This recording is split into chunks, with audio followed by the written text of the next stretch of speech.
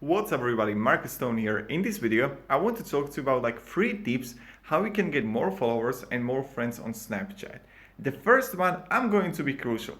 The first one is just write down below in the comments your Snapchat link, Snapchat account, so people can add you and you can snap with them or whatever to get more followers.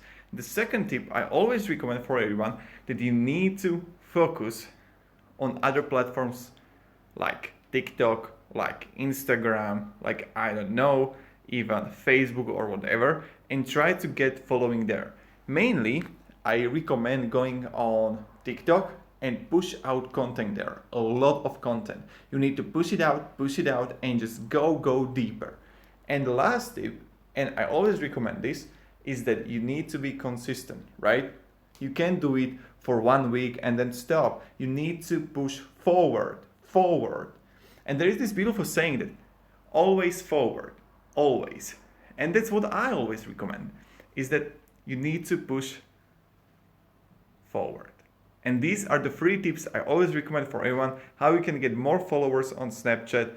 Thank you very much everybody for watching. If you enjoyed this video and if you have any questions, just ask and I'll be really happy to help you. Thank you, have a great day and see ya. Goodbye.